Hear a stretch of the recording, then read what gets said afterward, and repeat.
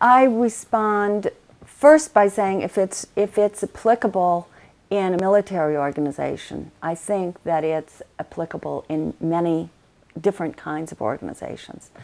Secondly, I respond by pointing out a few examples of organizations. We certainly see it in the Catholic hierarchy, that have run into very serious problems in recent years because they have retained a very hierarchical structure even as the society around them is changing in dramatic ways that make that hierarchical structure highly dysfunctional.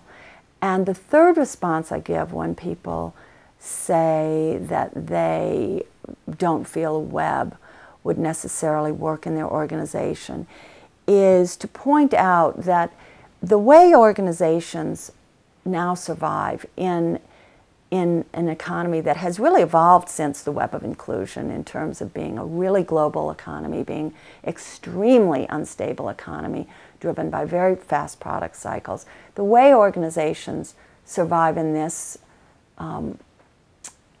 in a sustainable way in this environment is to emphasize innovation.